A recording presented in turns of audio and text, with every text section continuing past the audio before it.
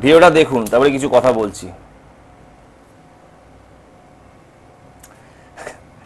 সৌরভ গাঙ্গুলি বসে আছেন এক জায়গায়, তো একটা ভক্ত সৌরভ গাঙ্গুলি প্রণাম করতে গেছে, সেটাকে চিনি দু একবার এসছে, ওর ভিডিও দেখি, ভিডিও বানায়, ইনস্টাগ্রাম কিছু করে, তো প্রণাম করতে গেছে। আমাদের মহারাজ সৌরভ গাঙ্গুলি এমন একটা মানে অ্যাটিটিউড নিল, যেন পাত্তাই দিল না। মানে অন্তত মানুষ প্রণাম করতে গেলে পাটা নামিয়ে বসে, ঠিক আছে ভাই ঠিক আছে, মানে একটা এক্সপ্রেশন দেয়। আমি হিন্দির অনেক অ্যাক্টরকে দেখেছি, আর সেটা সোনু সুদকে দেখেছি বা অমিতাভ বচ্চনকে দেখেছি, কিন্তু এইরকম বা সচিন তেন্ডুলকার এদেরকেও দেখেছি, তাদের একটা কতটা মানে বিনয়ী হয়। কিন্তু আমি দেখলাম যেটা ছেলে প্রণাম করতে যাচ্ছে, শুধু এটা আমার কথা না, ওইখানে কমেন্ট সেকশনে প্রত্যেকটা মানুষ এই কথাটা বলেছে। আর আরেকটা কথা আমি বলছি এই ছেলেটাকে, যে ভাই প্রণামটা বাবা মাকে দুবেলা করে করো, এইসব মানুষের করার দরকার নেই, কেউ ভগবান হয় না। অনেকে আমার কথা হয়তো খারাপ লাগতো, হ্যাঁ উনি ইন্ডিয়ান ক্রিকেট টিমের ক্যাপ্টেন, কিন্তু ওনার কিছু কিছু ভিডিও আমার চোখে এসে সত্যি কথা এত অহংকার ভাল লাগে না, নিতে পারি না। হতে পারে উনি ইন্ডিয়ান টিমের ক্যাপ্টেন, একজন বাঙালি, খুব ভালো ট্যালেন্টেড, সব কিছু ঠিক আছে, কিন্তু কিছু কিছু জিনিস ক্ষেত্রে না আমার খারাপ লাগে এই জিনিসগুলো দেখতে। আমি আজকে সেলিব্রিটি হয়েছি বলি ভাই আমি আলাদা, যে এইসব মানুষগুলো আমাকে সেলিব্রিটি বানিয়েছে, সেসব মানুষগুলোকে এইভাবে এতটা অ্যাটিটিউড কি করে হয়, এদের কি করে হয়? এবার আমি দেখাচ্ছি কিছু মানুষের কমেন্টস, আপনারা বলবেন যে মানুষরা এটাকে সবাই কেউ সাপোর্ট করেনি, দেখুন কমেন্টসগুলো দেখুন। তো এই দেখো এখানে বনি ভট্টাচার্য বলে একজন কমেন্টস করেছে যে আপনার এই ভগবানের নাম কি, ভক্ত যে পাত্তাই দিল না। তারপরে চিরঞ্জিত বলে একজন কমেন্টস করে ধূর একে প্রণাম করো, ভগবানের কি রূপ দেখান। আর এই যে উপরে এরা যারা কমেন্টস করছে নাদের কমেন্টস একই কমেন্টস, কপি পেস্ট কমেন্টস বলে এগুলোকে।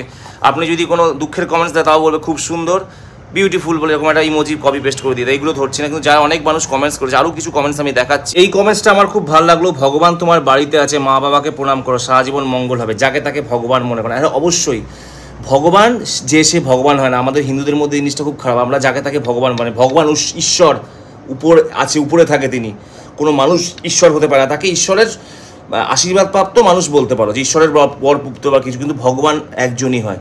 এটা অন্য ধর্মের মানুষরা কিন্তু যাকে তাকে ভগবান বানায় না, সে ভালো কাজ করতে পারে, তার কর্মটাকে ভালো বলো। এবার আরেকটা জিনিস দেখাচ্ছি, তোমরা এবার দেখে বলবে। দেখুন কমেন্টসগুলো পড়ুন। একজন পাত্তা দিল না, বিনিময়ে পয়সা পাবে না বলে, আর একজন প্রণাম করলেও ভিউ পেতে, আমরা দেখে দেখে ভালো কমেন্টস। সবার প্রথমে নিজেকে শ্রদ্ধা করতে শিখুন, যাকে তাকে একে বলে সেলফ রেসপেক্ট, তার খেলাকে ভালোবাসুন, গায়ে হুমড়ি খেয়ে পড়াটা ঠিক লোভনীয় না। খুব ভালো করেছে, মানে কয়েকটা কমেন্টস দেখুন, প্রত্যেকে মানে বলেছে এই কথাটা। তবে আরেকজন কমেন্টস, এটা একটা ভীষণ অপমানজনক বিষয়, সামান্য শিক্ষা বোধটুকু নেই, কেউ পায়ে হাত দিয়ে প্রণাম করলে পাটা নামিয়ে রেখে আশীর্বাদ করতে হয়, এবার অন্তত একটা বিনয়ী থাকে। কিন্তু উনি কোনো হেলদোলি নেই, প্রণাম করছে, উনি ওনার মতো কাজ করে যাচ্ছে, মানে পাত্তাই দেয় না, মানে এই সেলিব্রিটিরা পাত্তা দেয় না। তাই সাধারণ মানুষকে আমার একটা জিনিস বলতে চাই, কোনো সেলিব্রিটি ফিল্ম স্টারের সামনে মাথা নত করবেন না, যেই হোক, এরা পাত্তা দেয় না। আমি দু চোখে দেখতে পাই না কোনো সেলিব্রিটিকে, পাত্তা দিই না, আমিও পাত্তা দিই না, আপনারাও দেবেন না। দেখবেন এদের অহংকার অ্যাটিটিউড মাথায় মাটিতে মিশে যাবে এদের, সে যেই হোক না কেন। কি ওদের দেখলে এইসব হামলে পড়ে, এগুলো কেন করেন আপনারা? কি আছে ওদের মধ্যে? পয়সা বেশি থাকতে পারে, পয়সা আপনিও কামাতে পারেন আপনি যেই প্রফেশনে থাকেন, কেন পাত্তা দেন এসব সেলিব্রিটিদের? কাউকে পাত্তা দেবেন না কোনো, সে সিনেমা স্টার হোক, সে বড় সিঙ্গার হোক, সে যদি সম্মান দিয়ে আপনার সাথে কথা বলতে আসে তবেই তার সাথে যাবেন। খারাপ লাগলো দেখে, সৌরভ গাঙ্গুলির মতো একটা মানুষ আমি আগেও দেখেছি না এরকম অ্যাটিটিউড, খারাপ লাগলো দেখে এই জিনিসগুলো। এটা বোঝা হয়, একটা মানুষ প্রণাম করছে পায়ে হাত দিয়ে, পাত্তা দিল না, আমার এগুলো খুব খারাপ লাগে। যথেষ্ট ভালো ক্রিকেটার উনি। এই ভিডিওটা দেখে যারা যারা ভেবেছো দাদা আমাকে একদম পাত্তা দেয়নি বা আমার দিকে তাকায়নি, তাদের জন্য রইলো আমার সেকেন্ড ভিডিওটা, দেখে নাও। ভাই দাদা তো এবার আরোই পাত্তা দিল না, এবার তো দাদা আরো অতিষ্ঠ মানে ইয়ে লাগছে, মানে তোকে মানে বিরক্ত বোধ করছে।